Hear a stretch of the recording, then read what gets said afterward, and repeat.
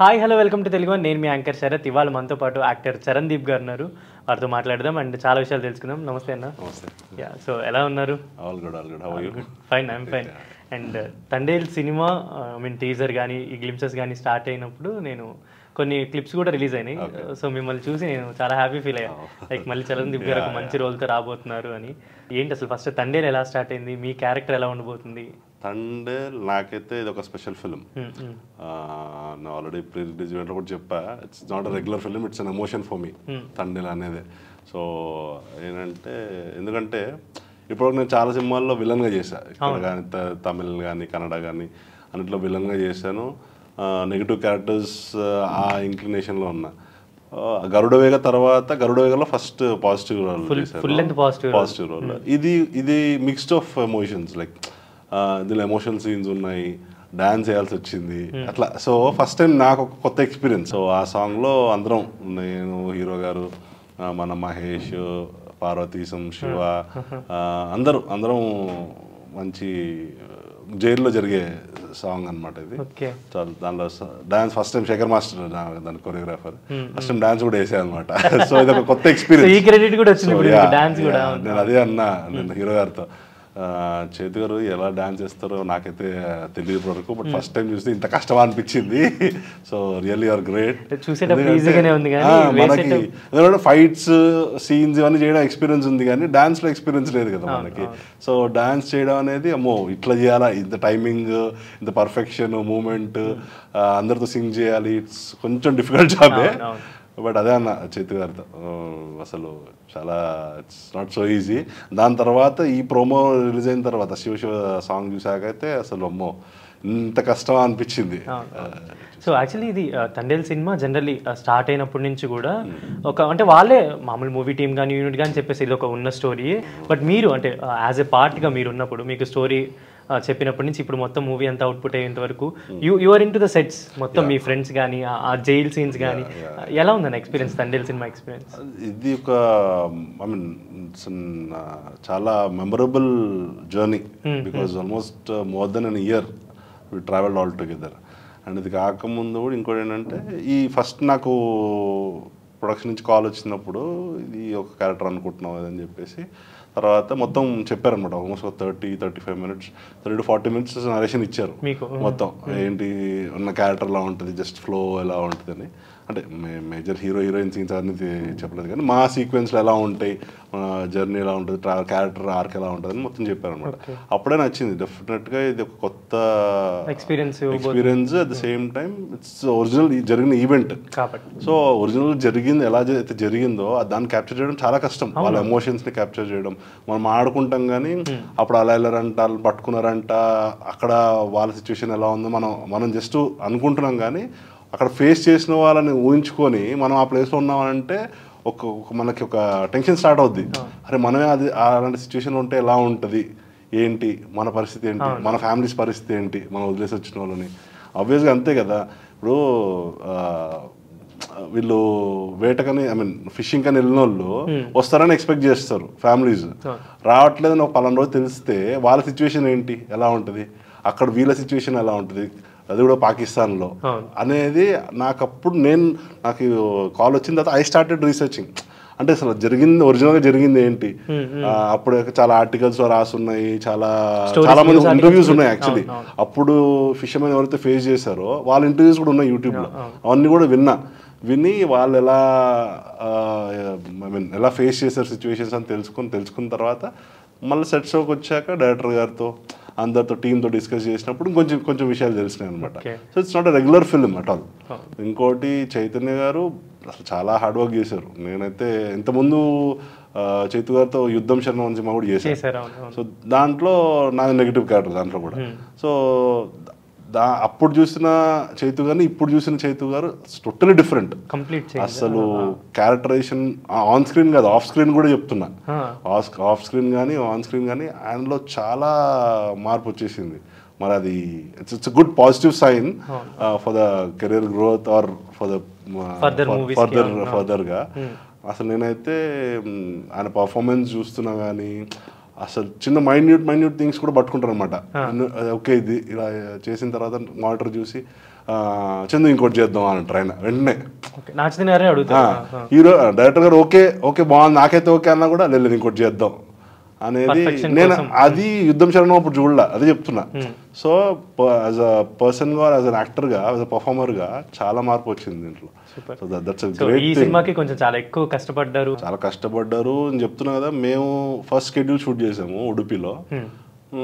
Morning almost 6:30, 7కి వెళ్ళేవాళ్ళం అనమాట లొకేషన్కి. వెళ్ళి అక్కడి నుంచి ఉడుపి నుంచి సీ మధ్యలోకి వెళ్ళాలి బోట్లో. సీ మధ్యలోకి వెళ్ళి షూట్ స్టార్ట్ అయ్యేటప్పటికి 9:30, 10 అవుద్ది.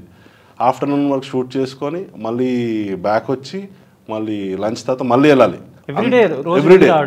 ఎవ్రీడే. అదే ఎందుకంటే అక్కడ ఇంతమంది 2 బోట్లు, ఇంతమంది క్రూ, కెమెరాస్, అంత టెక్నీషియన్స్, అంతమంది ఆర్టిస్టులు, మళ్ళీ దాంట్లో ఫైట్ మాస్టర్స్, ఫైటర్స్ అందరినీ తీసుకెళ్ళి అక్కడ షూట్ చేసి ఇట్స్ వెరీ డిఫికల్ట్ టాస్క్.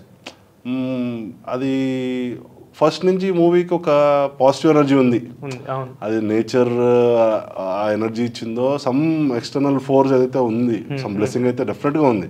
ఎందుకంటే అంత పెద్ద సీక్వెన్స్ చేసినా కూడా ఎప్పుడు కూడా ఒక చిన్న మిస్టేక్ కూడా జరగాల, ఒక్క చిన్న డ్యామేజ్ కానీ ఎవ్వరికి కూడా ఏమి కాల. ఇట్స్ నాట్ సో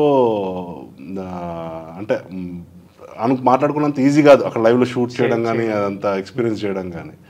అదంతా అయింది. అంత ఎండ్ ఉంటుంది అనమాట. ఫుల్ కింద నుంచి వాటర్లో హీట్ రిఫ్లెక్షన్ కొడుతుంటుంది. అక్కడ వేవ్స్ మూవ్ అవుతూ ఉంటుంది. దాంట్లో యాక్టింగ్ చేయాలి, ఫైట్స్ చేయాలి. బోట్ స్టేబుల్గా ఉండదు కదా, సెట్లో వేసినంత ఈజీగా ఉంటుంది అక్కడ. It was very difficult. ఒక గుడ్ ఎక్స్పీరియన్స్ అని చెప్పి. చాలా గుడ్ ఎక్స్పీరియన్స్. అది అయిన తర్వాత, ఇంత షూట్ చేసి అయిన తర్వాత మళ్ళీ ఈవినింగ్ వచ్చి మేము వర్కౌట్ చేసేవాళ్ళం. హోటల్లోనే జిమ్ ఉండేది. చైతు గారు, చందు గారు, నేను అందరం వర్కౌట్ చేసేవాళ్ళం. ఫస్ట్ 2-3 డేస్ బాగానే ఉంది వర్కౌట్. 3 డేస్ తర్వాత ఐ వాస్ టైర్డ్. అంటే ఇంత ఎండలో షూట్ డిహైడ్రేట్ అయిపోయింది. ఇంత చేసాం కదా, మళ్ళీ వాళ్ళు వద్దులే జిమ్ అని పడుకున్నా అనుకో. సరే దాని పక్కనే రెస్టారెంట్ అనమాట. వెళ్తే చైతు గారు వర్కౌట్ చేస్తుంటారు ఆ టైంలో. అదే అన్న డెడికేషన్ కానీ, ఆయనకున్న పట్టుదల, చాలా విల్ పవర్ చాలా ఎక్కువ. ఆయన చూసా కదా, అసలు ఏ రోజు కూడా మిస్ కాకుండా చేశారు ఆయన వర్కౌట్. నేనే చెప్తున్నా, నాకు బద్ధకమో లేకపోతే ఏదో ఒకటి I stop it for few days. But అంత కష్టపడి కూడా షూట్ చేసొచ్చు. ఆయనకు అవసరం లేదు బేసిక్గా చెప్పాలంటే. బట్ ఏదో సమ్ ఫైర్ అయితే కనబడుతుంది ఆయనలో. ఈ సినిమాకి అయితే కనిపించింది బాగా. జైల్లో పట్టుకున్న తర్వాత కూర్చోబెడతారు కదా, అది అంటే మీకు ముందే నెరేట్ చేసినప్పుడు చెప్పారా ఇలా, అంటే ఇలా బాడీ ఫుల్ అంటే బట్టలు ఏం లేకుండా కూర్చోవాలి? పర్టికులర్ సీన్ అయితే చెప్పలేదు, పర్టికులర్ సీన్ వైజ్ అయితే చెప్పలేదు. బట్ ఓవరాల్ సీక్వెన్స్ అయితే తెలుసు, పట్టుకుంటారు, ఇలా తీసుకొస్తారు అంటే ఇట్స్ అండర్స్టూడ్. డెఫినెట్గా ఇప్పుడు జైలుకి వెళ్తున్నామనంటే డెఫినెట్గా ఏది it's procedure that you should be checked thoroughly with nothing on the body అని చెప్పేసి ఇట్స్ అండర్స్టూడ్.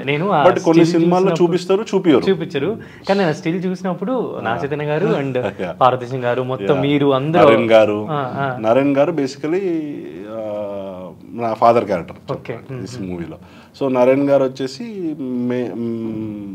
అందరికి పెద్ద అనమాట, పెద్ద దిక్కులాగా మా మొత్తం టీంలో. సో అక్కడ మంచి సీన్ ఉంటుంది, మంచి ఎమోషనల్ సీన్ ఉంటుంది. ఆ సీన్ ఇప్పుడు నువ్వు చెప్పే రెఫరెన్స్లో మంచి సీన్ ఉంటుంది అనమాట. సో దానికి అక్కడి నుంచి స్టార్ట్ అవుద్ది అసలు. ఒక ఏంటంటే మనం ఫస్ట్ టైం జైల్లోకి, పాకిస్తాన్ జైల్లోకి ఎంటర్ అయినప్పుడు జరిగే ఫస్ట్ సీన్ అనమాట అది. దాని తర్వాత మా అందరి మైండ్ ఎలా ఉంటుంది, అక్కడ ఉన్న క్యారెక్టర్స్ మైండ్ ఎలా ఉంటుంది, అదేమో ఫస్ట్ డేనే ఇంత ఘోరంగా ఇలా ఉందని అంటే మనం ఇక్కడ ఎన్ని రోజులు ఉంటాము, మన పరిస్థితి ఏంటి, మనం ఇలాంటి ఇష్యూస్ ఎన్ని ఫేస్ చేయాల్సి వస్తుందో అనేది ఫస్ట్ భయం అక్కడ పుడుతుంది అనమాట ప్రతి ఒక్క క్యారెక్టర్కి. So that's very good, very natural characters, important scene అది కూడా. తండ్రి గురించి మాట్లాడుతున్నా, ఈ వర్కింగ్ ఎక్స్పీరియన్స్ గురించి మాట్లాడుతున్నా, విజువల్ మనం చూస్తే ఒక థ్రిల్ ఫీల్ అవుతాం. అండ్ మీరు పడిన కష్టానికి మీ టీం అందరికి వెరీ కంగ్రాచులేషన్స్. అదేం లేదు, నిజం చెప్పాలంటే హీరో గారు పడిన కష్టంతో పోలిస్తే మాది నథింగ్ చెప్తా కదా. సో కేవలం ఈ సినిమా హీరో గారి కోసం హిట్ అవ్వాలి, చైతు గారి కోసం 100% చాలా పెద్ద హిట్ అవ్వాలి. సో 100% అవుద్ది. అదే పాజిటివ్ వైబ్ డే 1 నుంచి ఉంది. ఫస్ట్ సాంగ్ ఎప్పుడైతే బుజ్జితల్లి రిలీజ్ అయిందో అప్పటి నుంచే జనాల్లో దాన్ని యాక్సెప్ట్ చేయడం కానీ, దాన్ని ఇంకా సినిమాని ప్రేమించడం కానీ చాలా ఓన్ చేసుకుంటున్నారు. That's very positive side. అంటే నేను మామూలుగా జనరలీ ఇండస్ట్రీలో హైట్ గా ఉండే పీపుల్ కొంతమందే ఉంటారు, లైక్ అజయ్ గారు, కొంతమంది ఉంటారు మామూలుగా, సుబ్బరాజ్ గారు, మీరు అంటే నెక్స్ట్ జనరేషన్ యాక్టర్స్ లో మీరు ఉంటారు బాగా హైట్.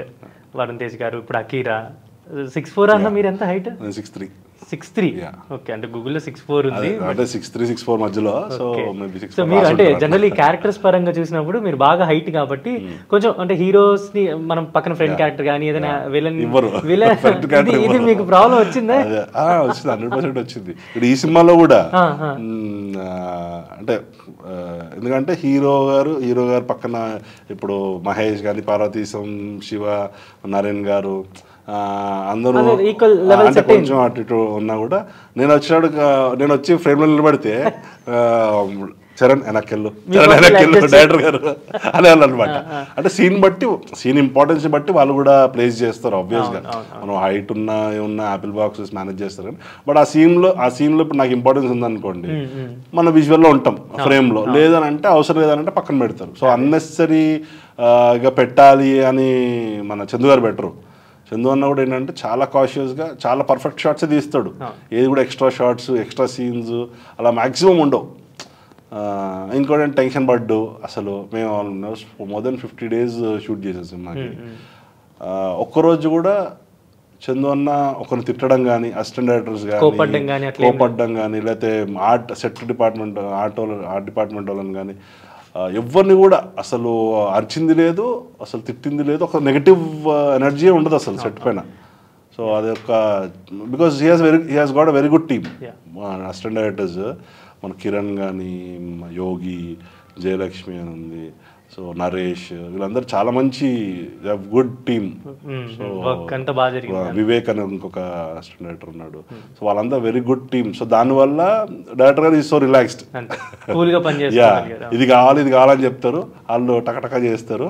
వాళ్ళు మిస్టేక్ చేసినా కూడా ఈయన అంత సీరియస్ అవ్వడం, అలా అరవడం ఏముండదు. నేర్చుకుంటారా, ఇంకెప్పుడు నేర్చుకుంటారా అనే పాజిటివ్ సైన్ గానే నేర్పుతారు. సో ఈవెన్ వీళ్ళందరూ ఈ టీం కూడా they are very lucky to be under him. అంతే.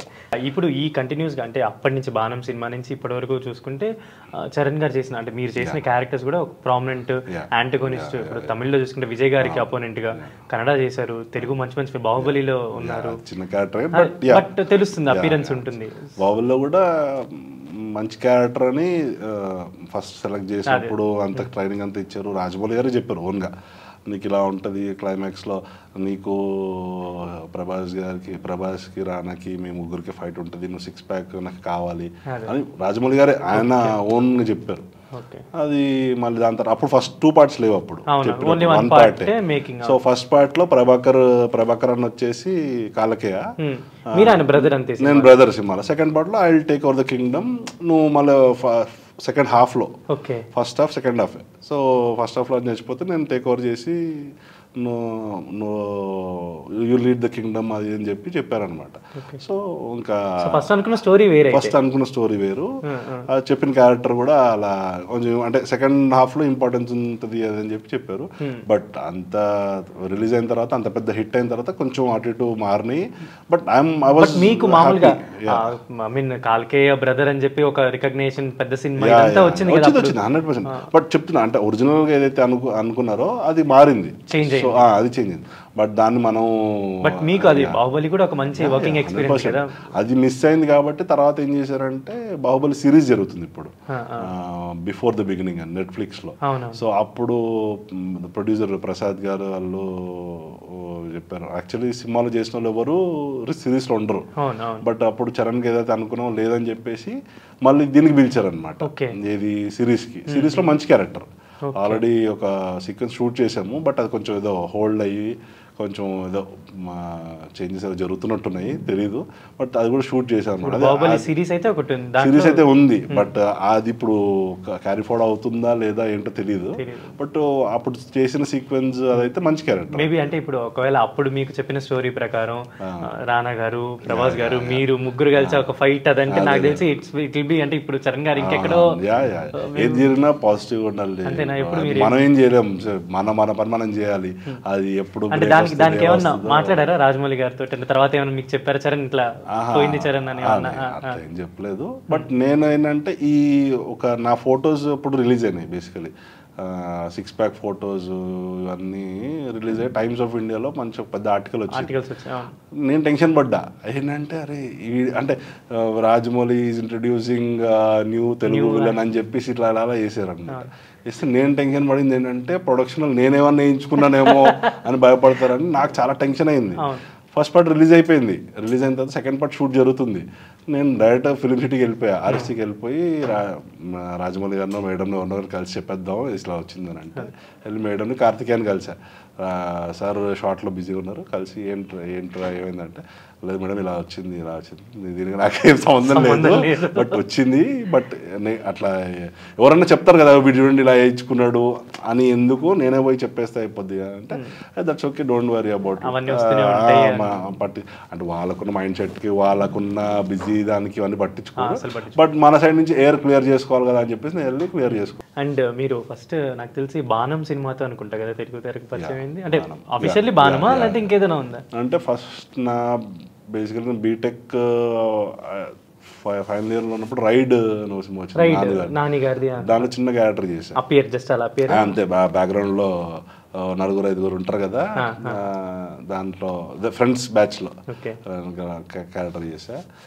అప్పుడు నాకు తెలియదు అసలు వాట్ ఈజ్ ఇండస్ట్రీ ఏంటి, జీరో నాలెడ్జ్ అనమాట. జస్ట్ ఓన్లీ మైండ్లో ఏముందంటే స్క్రీన్ పైన గడపాలి, అదొక్కటే మైండ్లో ఉండింది. జస్ట్ బీటెక్ అయిపోగానే వచ్చేసారు ఇండస్ట్రీకి? అంటే బీటెక్ కాకముందే వచ్చా ఫైనల్ ఇయర్లోనే. సో అలా స్టార్ట్ అయ్యింది. వచ్చిన తర్వాత ఒక 2-3 సినిమాలు చేశాను చిన్నవి.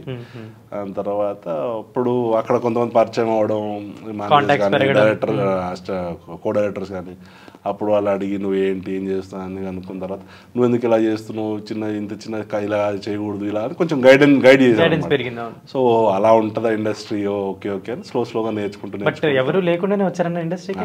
ఎవరు సపోర్ట్ లేకుండా మీకై మీరే ఓన్ గా చదువు కంప్లీట్ చేసుకుని వచ్చారు అంతే? ఈవెన్ కంప్లీట్ అవ్వకుండా వచ్చాను.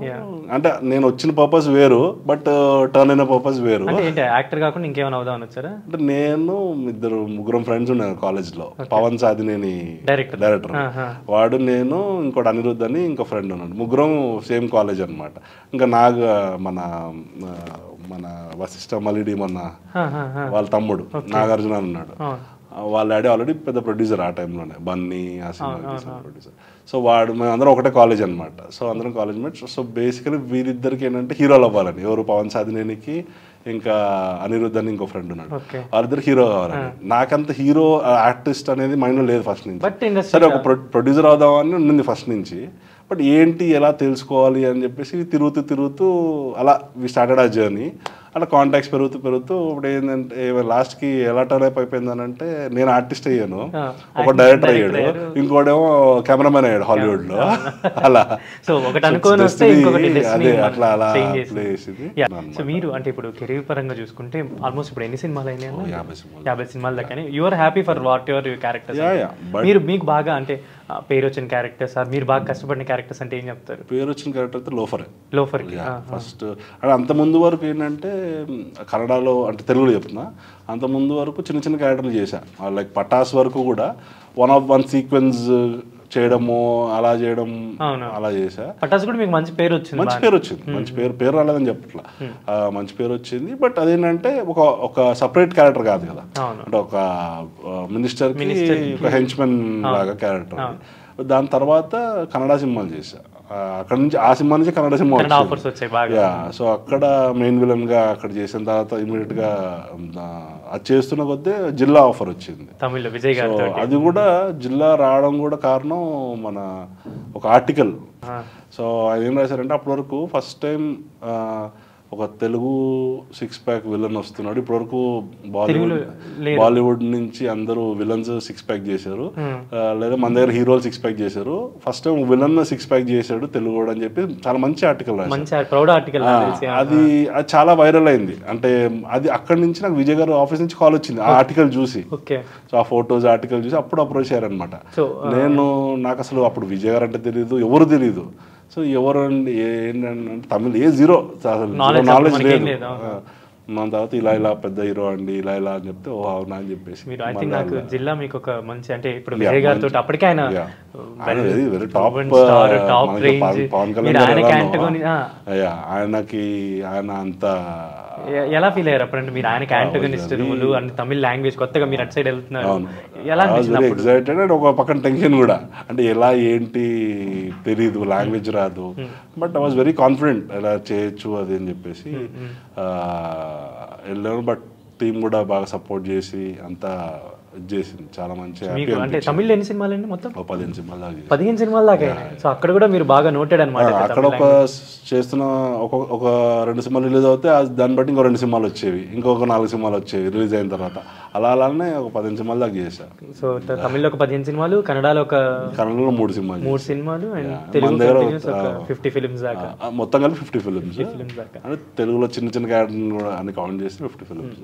సో అంటే జనరల్ గా ఆర్టిస్టులు అయ్యే వాళ్ళకి ఒకటి ఏదైనా ఫైనాన్షియల్ బ్యాక్గ్రౌండ్ ముందే ఉండాలి ఆరెల్స్ ఇక్కడికి వచ్చి ప్రూవ్ చేసుకొని సంపాదించడం it's very risky process so మీకు ఇప్పుడు ఆల్రెడీ అంటే financial I'm stable I'm very happy మా పేరెంట్స్ ఇద్దరు గవర్నమెంట్ ఆఫీసర్స్ సో యాక్చువల్లీ మా ఇంట్లో కూడా ఫస్ట్ ఇష్టం లేదనమాట సినిమాలకు రావాలి జనరల్లీ మీడియా కానీ ఎందుకు అంటే మనకు తెలియని ఫీల్డ్ కదా ఎందుకని మా పేరెంట్స్ మా డాడీ వద్దన్నారు యాక్చువల్లీ బట్ నా తర్వాత కొంచెం నా పట్టుదల అది చూసి అని తర్వాత ఎంకరేజ్ చేశారు ఇప్పుడు వాళ్ళు happy and more over Covid వరకు అయితే I was totally into movies only వేరే బిజినెస్ కానీ ఏది కూడా ఇప్పుడు మైండ్ రాలేదన్నమాట కోవిడ్ తర్వాత I started into business also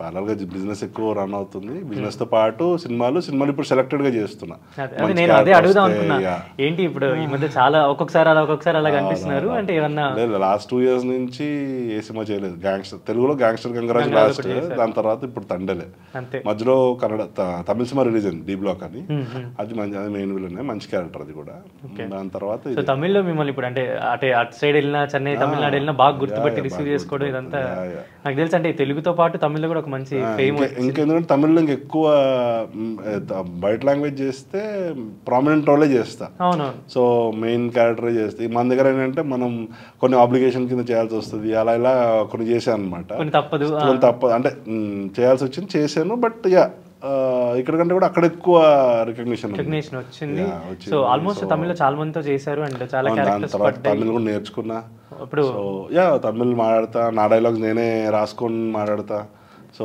నల్ల తమిళ్ తెలియదు కొంచెం తెలియదు కత్తికిట సూపర్ అంటే ఆర్టిస్ట్ కి ఉండాల్సింది కూడా అదే కదా లాంగ్వేజ్ నేర్చుకుంటే అంటే ఒక ప్లస్ పాయింట్ ఏంటంటే తమిళ సినిమాలు చేస్తే అక్కడికి వెళ్తే తమిళ్ తప్పితే వేరే మాట్లాడరు అవునవును టీమ్ ఎవరు కూడా ఇంగ్లీష్ మాట్లాడరు వేరే లాంగ్వేజ్ మాట్లాడరు so that's good sign for an artist to learn language నేను కన్నడ కూడా చేశా కన్నడలో చేస్తే కన్నడలో వెళ్తే కన్నడ కంటే కూడా ఎక్కువ వాళ్ళు what they try to do is they try to communicate to the other language artist వాళ్ళకి ఏంటి పని చేయించుకోవాలి ఈ సీన్ ఎక్స్ప్లెయిన్ చేసేటప్పుడు ఏదైనా చెప్పాలంటే వాళ్ళకి వాళ్ళ మైండ్ సెట్ అంటే ఓకే వీళ్ళ లాంగ్వేజ్లో చెప్తే వీళ్ళకి అర్థమవుద్ది కదా అని ఇంగ్లీష్లో చెప్పడము కొంతమంది తెలుగు మాట్లాడతారు తెలుగులో చెప్పడము అలా చేసేవాళ్ళం కన్నడ కొంచెం తెలుగు లిపి ఉంటుంది సిమిలర్గా ఉంటుంది కానీ మాట్లాడడం కొంచెం డిఫరెంట్గా ఉంటుంది బట్ నేను చేసినా కూడా కొంచెం కూడా కన్నడ రాలే నాకు ఎందుకంటే అంటే they made me so comfortable that dialogues ఇంగ్లీష్లో చెప్పేవాళ్ళు లేదా తెలుగులో చెప్పేవాళ్ళు సో అట్లా కంఫర్టబుల్గా చేసాం తమిళ్ ఏంటంటే వాళ్ళకి వేరే లాంగ్వేజ్ రావు కాబట్టి మనం నేర్చుకోవాల్సి వచ్చింది మీరు అంటే ఇప్పుడు తమిళ్లో మీకు బాగా పేరు వచ్చింది ఇప్పుడు ఫస్ట్ జిల్లా ఒకటి విజయ్ గారు తర్వాత సిగరం తోడు అని విక్రమ్ ప్రభు గారితో మెయిన్ విలన్ గా చేశారు సిగరం తోడు కత్తి సండై విశాల్ గారితో చాలా చేశాను రీసెంట్ వచ్చి డి బ్లాక్ అంతకుముందు శివకార్తికేయన్ గారిది చేశాను సో చాలా మూవీసే ఉన్నాయి సో అదొక లాస్ట్ వచ్చి డి బ్లాక్ చాలా మంచి పేరు వచ్చింది అరుణిది అని ఆయన హీరో ఆయన ఆపోజిట్ లో చేశాను కొత్త director the whole film is based on my character only original story అది కూడా సో కోయంబత్తూర్లో ఒక 1980s లో జరిగిన స్టోరీ అనమాట ఒరిజినల్ గా జరిగింది సో దాన్ని ఆ విలన్ బేస్ పైన స్టోరీ రాశాడు డైరెక్టర్ సో చాలా బాగా కరెక్ట్ అని చాలా బాగా వచ్చింది అండ్ మీరు లోఫర్ గురించి ఇందాక మెన్షన్ చేశారు లోఫర్ సినిమా అది నాకు తెలిసి ఇప్పుడు ముఖేష్ ఋషి గారు ఉన్నా కూడా త్రూఅవుట్ డామినెంట్ క్యారెక్టర్ మీది కూడా, Yeah. లైక్ ఫస్ట్ నుంచి లాస్ట్ వరకు కూడా. ఈవెన్ వరుణ్ తేజ్ వాళ్ళ అమ్మని కూడా మీరు కొట్టే సీన్స్, చంపే సీన్స్ ఇవన్నీ ఉన్నాయి. అసలు లోఫర్ సినిమా నాకు తెలిసి ఇప్పుడు తెలుగులో అంటే పూరి జగన్నాథ్ గారి సినిమా అంటే ఒక అటెన్షన్ ఉంటుంది. అండ్ మీ క్యారెక్టర్ చెప్పినప్పుడు కానీ త్రూఅవుట్ ఆ ఫిలిం అంతా వాట్ ఎవర్ రిజల్ట్ అనేది మనం సెకండరీ పక్కన పెట్టుకుంటే ఒక సినిమా జర్నీ అనేది ఉంటుంది మీకు. ఏంటి అసలు లోఫర్ సినిమా ఎక్స్పీరియన్స్ అంటే మొత్తం మీకు కంప్లీట్ ఒక గెటప్ ఉంది, ఒక రెడ్ కలర్ ఇక్కడంతా మొత్తం కొంచెం నార్త్ క్యారెక్టర్ లాగా ఉంటది కదా. ఏంటి అసలు ఆ ఎక్స్పీరియన్స్ గురించి అసలు చెప్తారా? పూరి గారితో నేను పూరి గారు పెద్ద fan first of all. So నాకు ఒక కెరియర్ స్టార్టింగ్లో ఒక చిన్న ఇన్సిడెంట్ జరిగింది. గోలీమార్ షూట్ అప్పుడు అప్పుడప్పుడే గోలీమార్ గోపిచంద్ దానికి పూరి గారే కదా డైరెక్షన్. సో దాంట్లో నేను అంటే అప్పుడే వచ్చే ఇండస్ట్రీకి అన్ని ఫోటోలు పట్టుకుని ఆఫీస్ తిరిగే స్టేజ్ అనమాట అది. సో ఆ టైంలో పూరి గారు నుంచి కాల్ వచ్చింది, ఐ మీన్ ఆఫీస్ నుంచి కాల్ వచ్చింది. ఒక క్యారెక్టర్ ఉంది, క్యారెక్టర్ అనుకుంటున్నావు ఆఫీస్కి రా అని చెప్తే వెళ్ళాం అనమాట. ఒక ముస్లిం క్యారెక్టర్ బేసికలీ, ముస్లిం క్యారెక్టర్. ఆ క్యారెక్టర్కి పిలిచారు. ఓకే ఓకే అని కో డైరెక్షన్ డిపార్ట్మెంట్ అందరు ఉన్నారు. ఓకే నువ్వు కాస్ట్యూమ్స్ తెచ్చుకో, ఇలా ఉంటుంది క్యారెక్టర్, కాస్ట్యూమ్స్ ముస్లిం గెటప్ పలానా కాస్ట్యూమ్స్ కావాలి అది అంటే నాకు తెలీదు అంటే ఫస్ట్ కాస్ట్యూమ్స్ నేను తెచ్చుకోవాలి అని చెప్పేసి ఫస్ట్ టైం చెప్పారు అన్నమాట. ఓకే తెచ్చుకోవాలంటే సరే ఏం చేశానంటే అప్పటికప్పుడు కాస్ట్యూమ్స్ ఎక్కడ దొరుకుతాయంటే కృష్ణానగర్లో రెంట్కి ఇస్తారన్నారు. కృష్ణానగర్ వెళ్ళాను అనమాట. కృష్ణానగర్ వెళ్ళి తీసుకొని చెప్పులు దొరకట్లా నా సైజ్కి, దొరకట్లా. సో దానికోసం చార్మినార్ వెళ్ళా. నైట్ చార్మినార్ పొద్దున్న షూటింగ్, నైట్ చెప్పులు తీసుకోవాలి. అంత అయిన తర్వాత నైట్ 9 గంటలకు ఫోన్ చేశారు. అరే నీతో పాటు ఒక 6 మందిని సెలెక్ట్ చేసాము. సో 6 మందిలో వెళ్ళేటప్పుడు చెప్పి 6 మందిని సెలెక్ట్ చేసాము. దాంట్లో ఎవరు ఫైనల్ అవుతారో తెలీదు, బట్ నీ ప్రిపరేషన్ నువ్వు చేసుకో అన్నారు. ఓకే అన్న. నైట్ 9 గంటలకు ఫోన్ చేసి అరే 6 మందిలో 2 ఫైనల్ చేసాం, నువ్వు ఇంకొక అబ్బాయి. రేపు మార్నింగ్ సెట్లో పూరి గారు 2 చూసి ఎవరు ఫైనల్ చేస్తే వాళ్ళే చేస్తారు. సరే అని వెళ్ళా. పొద్దున వచ్చి 6:30కి అన్నారు. 6:30కి వెళ్ళా. ఎవ్వరు రాలా. అసలు లొకేషన్ ఇదా కాదా మేనేజర్ ఫోన్ చేస్తే అదే లొకేషన్. ఎవ్వరూ రాలా. నాట్ ఈవెన్ ప్రొడక్షన్ మ్యాన్ రాలా. 7 o'clock స్టార్ట్ అయింది. ఒక్కొక్కరు వస్తున్నారు అనమాట. 8:30కి టీం వచ్చారు, ఎవరు డైరెక్షన్ డిపార్ట్మెంట్ టీం. ఇలా వచ్చి ఓకేరా పూరి గారు వస్తారు రాగానే 9 o'clock వచ్చారు. జస్ట్ ఆయన కల్పించారు. ఫస్ట్ టైం నేను పూరి గారిని చూడడం ఫస్ట్ టైం. చూసి పూరి జస్ట్ లుక్ ఇదొకటి ఇటొకటి, నేను ఇంకొక అబ్బాయి చూసి ఈ అబ్బాయిని చేయమని చెప్పి వెళ్ళిపోయారు ఆయన. నన్ను రిజెక్ట్ చేశారు. నాకైతే ఇంకా ఏదో బాధ అనమాట. నన్ను రిజెక్ట్ చేశారు, ఇంత పెద్ద డైరెక్టర్ నన్ను రిజెక్ట్ చేశారు అని చెప్పేసి ఫుల్ బాధ, ఏడుపు. బయటకు వచ్చి ఏడుస్తున్నా. ఏడ్చా. ఒక డీసీఎం వ్యాన్ ఉంటే, మన సెట్ వ్యాన్ ఉంటే దాన్ని నిలబడి ఏడుస్తున్నా. 2 మా డైరెక్షన్ డిపార్ట్మెంట్లో వచ్చారనమాట. ఎందుకురా ఏడుస్తున్నా అంటే లేదన్నా ఇంత పెద్ద డైరెక్టర్ రిజెక్ట్ చేశాడు, నన్ను రిజెక్ట్ చేస్తే నాకు ఇంకేం కెరీర్ ఉంటుందన్నా అంటే ఐ వాజ్ వెరీ అంటే అంత బ్రాడ్గా అప్పుడు అంత నాలెడ్జ్ లేదు. రిజెక్ట్ చేశాడు అంతే. ఆయన చేసింది ఈ క్యారెక్టర్కి నువ్వు సూట్ కావురా అని రిజెక్ట్ చేశాడు, నిన్ను రిజెక్ట్ చేయలేదురా అని వాళ్ళు చెప్తున్నారు. అంటే అది ముస్లిం క్యారెక్టర్ అది. సో నిజంగా అతను ముస్లిం కాబట్టి అతను ఐస్లో తెలుస్తుంది. లేదన్నా నా కెరీర్ అయిపోయిందన్నా, నాకు ఏం లేదన్నా అని ఏడుస్తున్నా. అక్కడి నుంచి ఏడ్చుకుంటూ ఒక 1.5 kilometer దూరంలో మా ఫ్రెండ్ రూమ్ ఉంటే ఏడ్చుకుంటూ వెళ్ళా. సో ఇంకా తల కింద పెట్టుకుని వెళ్ళాను అనమాట, నడుచుకుంటూ ఏడ్చుకుంటూ. పైకి వేస్తే ఎవరైనా చూస్తారేమో అని ఒక ఇది ఉంటుంది కదా. అసలు పాపం ఆ రోజు మా అసిస్టెంట్ డైరెక్టర్ 2 వచ్చి కూడా బ్రేక్ఫాస్ట్ అని చేసి వెళ్ళరా అంటే లేదు అని చెప్పేసి వెళ్ళిపోయి. ఆ రోజు ఫోన్ స్విచ్ ఆఫ్ చేసి ఈవినింగ్ వరకు పడుకున్నా. ఈవినింగ్ లేచి ఫిక్స్ అయ్యా, ఏదో ఒక రోజు పూరి గారు సినిమాలో నేను చేయాలి మెయిన్ విలన్గా అని చెప్పి ఫిక్స్ అయ్యా. అది ఎందుకు అయిందో ఏమైందో తెలీదు. After 4 years I got a call from puri గారి ఆఫీస్. నా తమిళ సినిమా ఒకటి చూసి పూరి గారి ఆఫీస్ నుంచి ఫోన్ చేశారు. అప్పుడు తమిళ సినిమా రిలీజ్ అయింది. తమిళ సినిమా చూసి డిపార్ట్మెంట్ వాళ్ళు పూరి గారి ఆఫీస్ నుంచి ఫోన్ చేసి సార్ ఒకసారి వస్తారా ఎట్లా అని చెప్పేసి ఆడిషన్ చేశారు. ఆడిషన్ చేశాక వెంటనే ఒక హాఫ్ అన్ అవర్లో మళ్ళీ వెళ్ళిపోతుంటే మళ్ళీ పిలిచారు, సార్ పూరి గారు మాట్లాడతారంటారా అండి అని చెప్తే వెళ్తే ఫస్ట్ టైం ఎక్స్పీరియన్స్ అంతా షేర్ చేసుకున్నా. థ్యాంక్ యూ సార్, నాకు తెలియదు మీరు క్యారెక్టర్ ఇస్తున్నారో లేదో, బట్ మీరు నన్ను పిలిచారు చూసారా ఆఫ్టర్ 4 years మీరు పిలిచి మీరు మాట్లాడుతున్నారు అంటే now I'm very pretty confident that I can do something in my career అని చెప్పేసి ఆ రోజు చెప్పాను అనమాట. అది యాక్చువల్లీ జ్యోతిలక్ష్మి సినిమాకి చేయాలి నేను. సో అది మిస్ అయింది సమ్ అదర్ రీజన్స్. సో ఇమీడియట్గా నెక్స్ట్ పూరి గారు పిలిచి లోఫర్ సినిమాకి పెట్టారనమాట. సో దట్స్ వెరీ సఫర్ కూడా special complete film make over మీకు అంటే లైక్ విలన్ పరంగా మీరు ఆయన ముఖేష్ రాజు గారు ఉన్నా కూడా మీరు చాలా డామినెంట్ డామినెంట్ క్యారెక్టర్. దానికి స్పెషల్ గా వీళ్ళు ఇలా క్యారెక్టర్స్ ఇలా గెటప్ ఉండాలని చెప్పి పూరి గారు చాలా కేర్ తీసుకొని చాలా ఇదిగా చేశారు. ఆ వర్కింగ్ ఎక్స్పీరియన్స్ అంతా అంటే అయిపోయిన తర్వాత పూరి గారితో చాలాసార్లు రిలీజ్ తర్వాత చాలాసార్లు కలిసాను. బట్ ఎప్పుడు సినిమా గురించి మాట్లాడలేదు, సినిమా గురించి అడగలేదు. ఆయన అన్నారు లేదురా మనం అంత మంచి క్యారెక్టర్ చేసినప్పుడు అంతకంటే మించిన క్యారెక్టర్ చేయాలి మనం కలిస్తే, ఏది పడితే అది ఏదో పెట్టాలి కదా అన్నట్టు చేయకూడదు అనేసి అన్నారనమాట ఒక మాట. లేదా సినిమా కోసం అని కాదు, but I just like to spend time with you, like to talk to you. అంటే ఎందుకంటే ఎప్పుడైనా లో ఫీల్ అయినప్పుడు ఆయన వీడియోస్ కానీ ఆయన మోటివేషన్ చూస్తే చాలా ఎనర్జీ వస్తుంది అనమాట. ఆయనవి కానీ మరి లేకపోతే జగవత్ బాబు గారు కానీ ఇలా చూస్తే నాకు ఎనర్జీ వస్తుంది. సో అందుకని నాకు అంత మాట్లాడడం ఇష్టం అనమాట పూరి గారితో. సో అక్కడ రిజెక్ట్ అయ్యి మీరు ఇక్కడ ఎలివేట్ అయ్యారు అనమాట అంతే అనుకోవచ్చు. అండ్ జనరలీ అటు సైడ్ నుంచి యాక్టర్స్ చాలా తక్కువ, కడప, కర్నూలు, రాయలసీమ సైడ్ నుంచి చాలా తక్కువ. అందులో మీకు హైట్ ఒక అడ్వాంటేజ్ 6'4" ఉంటారు చూడటానికి, బాడీ మెయింటైన్ చేస్తారు. అసలు మీకు అంటే ఎలా ఇండస్ట్రీ ఇదంతా బాగా ఇప్పుడు అలవాటు అయినట్టేనా మొత్తం? ఇప్పుడు అలవాటే. అంటే I was born in Kadapa but brought up everything in Hyderabad. మా పేరెంట్స్ ఇక్కడే సెటిల్డ్. సో నేను స్కూలింగ్ కాలేజ్ అంతా హైదరాబాద్ అనమాట. సో అందుకే నాకు కొంచెం భాషలో కూడా తెలంగాణ మిక్స్ ఉంటుంది. అండ్ తెలుగులో కూడా నాకు తెలిసి మీకు సైరా సినిమా అంటే చాలా మంచి మెగాస్టార్ గారి సినిమా కాబట్టి మంచి ఎక్స్పీరియన్సే. బట్ దాంట్లో కూడా అనుకున్న క్యారెక్టర్ లేదు, చెప్పింది ఒకటి అయింది ఒకటి. బట్ ఏంటంటే వాళ్ళ సర్కమ్స్టాన్సెస్, అంత పెద్ద సినిమా, అంతమంది పెద్ద పెద్ద ఆర్టిస్టులు, సో పెద్ద పెద్ద ఆర్టిస్టులకి ఒక సీన్ అలా ఉంది. సో ఇంకా నేనేంటంటే మా మెంటల్గా ఫిక్స్ అయిందంటే చిరంజీవి గారి సినిమా, చిన్నప్పటి నుంచి చిరంజీవి గారి ఫ్యాన్. సో ఆయన సినిమా ఏదేమైనా సరే చేద్దాం అని చెప్పి ఫిక్స్ అయిపోయాను అనమాట.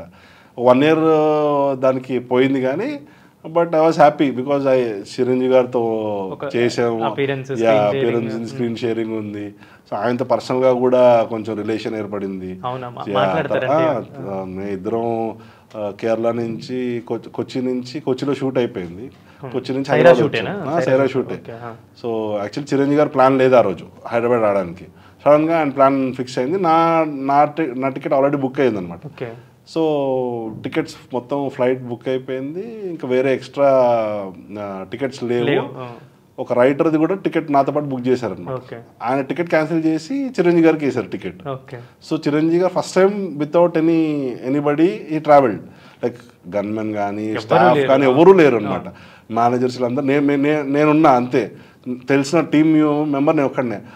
చరణ్ ఫస్ట్ టైం వస్తున్నారు చిరంజీవి గారు అంటే అందరు టెన్షన్ పడుతున్నారు. ఏం టెన్షన్ పడకుండా నేను ఉన్నా, నేను ఏమో టెన్షన్ పడతాను. నేను ఇంకా మా కాస్ట్యూమ్ డిజైనర్ రామన్ ఉన్నాడు, తను, మేమిద్దరం ఉన్నాం అనమాట. సో మూవీ ఎక్స్పీరియన్స్ కాకుండా ఫ్లైట్ జర్నీ చాలా మంచి experience. Almost 4 hours we spend together. 2 hours 1.5 hour 2 hours before airport lounge లో కూర్చున్నప్పటి నుంచి ఇక్కడ ఆయన కార్ ఎక్కేంత వరకు. ఇప్పుడు మీరు యాక్టింగ్ లో ఉన్నారు, చిరంజీవి గారు is like book for art అంటే యాక్టింగ్ అని ఏమన్నా చెప్తుంటారా జనరల్ సినిమా గురించి? అప్పుడు చాలా ఓపెన్ అప్ టైం దొరికింది మాట్లాడాము. I never expected such a warm from Chiranjeevi గారు. నాకు తెలిసి ఇలాంటి ఆపర్చునిటీ కూడా ఎవరికి రాదు. అదే చాలా రేర్. నాకు వచ్చింది నా అదృష్టం నిజంగా. ఎందుకంటే ఎంతోమంది సెట్లో లొకేషన్లో మాట్లాడుకోవడం ఇంత టైము ఇంత ఉండదు. ఎందుకంటే చాలామంది ఉంటారు, అట్ ద సేమ్ టైం వాళ్ళు సీన్ మూడ్లో ఉండొచ్చు, డిస్టర్బ్ చేయరు. ఎంతసేపు అక్కడ కలిసిన హలో సార్ విష్ చేయడం అంతవరకే ఉంటుంది కానీ అంత క్లోజ్గా కూర్చొని అంత మాట. ఇది ఒక మంచి టైం దొరికింది. ఎందుకంటే ఇక్కడ డిస్టర్బెన్స్ ఉండదు, ఫోన్లో ఆఫ్ ఉంటాయి, ఏ ఉండదు, మనమే మాట్లాడుకోవాలి. సో చిరంజీవి గారు ఇటు కూర్చున్నారు, నేను మధ్యలో కూర్చున్నాను అనమాట. ఆయన సీట్ పక్కన నేను, పక్కన వేరే సంబడి ఎల్స్. సో ఎవరు చాలామంది వచ్చి ఫోటోలు దిగేవాళ్ళు ఫ్లైట్లో కూడా. తర్వాత వి స్టార్టెడ్ టాకింగ్. లోఫర్ గురించి ఆయన అప్పుడు చెప్పారు, నేను వరుణ్ తేజ్ కాబట్టి చూశాను, చాలా బాగా చేసావు, నీ ఐస్ చాలా బాగున్నాయి, నువ్వు కష్టపడితే చాలా మంచి స్టేజ్కి వెళ్తావు అని చాలా ఎంకరేజ్మెంట్ ఇచ్చారు. అప్పుడు లారెన్స్ గారి గురించి ఎగ్జాంపుల్స్ చెప్పారనమాట. Okay. వాళ్ళు ఇలా ఉండేవాళ్ళు, వీళ్ళు ఇలా ఉండేవాళ్ళు, ఇప్పుడు చూడు ఎలా ఎలా అయ్యారో. సో నీకు కూడా ఆ టాలెంట్ ఉంది, తెలిసిపోతుంది. So I think but never depress. సినిమాలు రావట్లేదని డిప్రెస్ అవ్వకు. పెద్ద పెద్ద నాకు కూడా ఒక టైంలో సినిమాలు లేనప్పుడు కూడా నేను డిప్రెస్ అవ్వలేదు. సినిమాలు లేదంటే నువ్వు ప్రాక్టీస్ చేయి, అంతే. వర్కౌట్ కానీ జిమ్ కానీ నువ్వు ఏది అనుకుంటే అది, ఫిజికల్ యాక్టివిటీ, నువ్వు పర్ఫార్మెన్స్ ప్రాక్టీస్ చేయి, ఏదో ఒకటి ప్రాక్టీస్ చేస్తూ ఉండు. బట్ రావట్లేదు అని చెప్పి ఇప్పుడు డిసప్పాయింట్ అవి ఉండకు అని చెప్పేసి చాలా మంచి ఇది చేశారనమాట. సో అది మీకు ఒక అంత పెద్ద యాక్టర్ నుంచి ఒక మంచి చరణ్ అంటే నాకు చాలా ఇష్టము, పేరు అందుకే నా కొడుక్కి చరణ్ అని పెట్టుకున్నా. అలా బాగా కరెక్ట్ అయిందనమాట. చిన్న డిస్కషన్ ఒక వేరే సినిమా గురించి ఒకటి అయింది. తర్వాత ఇంటికి కూడా పిలిచారు ఆయన. ఇంటికి కూడా పిలిచి సో అగైన్ ఇంటికి వెళ్ళాను, కలిసి అండ్ బ్లెస్సింగ్స్ తీసుకొని. అంత పెద్ద స్టార్ మన ఇంటికి పిలిచి మాట్లాడడం అనేది ఎక్స్పెక్ట్ చేయాలి చిరంజీవి గారి దగ్గర. సో ఆ టోటల్ ఆ జర్నీలో సినిమాలో ఏం లేకపోయినా కూడా పర్సనల్ గా నాకు నాకు కాన్ఫిడెన్స్ అనమాట. ఈ ఓకే ఈయన కూడా చెప్పారు అని అంటే I can go further forward అని చెప్పేసి అప్పుడు అనిపించింది. సో ఓవరాల్ కెరీర్ చూసుకుంటే చాలా హ్యాపీ అండ్ మంచి మంచి క్యారెక్టర్స్ అండ్ ఫర్దర్గా కూడా ఇలానే మంచి మంచి సినిమాలు చేస్తూ తెలుగు ఆడియన్స్కి ఎప్పుడు ఒక ట్రీట్స్ ఇస్తూ ఉండాలని అనుకున్నాను. Thank you so much for joining with us. Thank you for inviting me. Thank you. It's my pleasure to be here.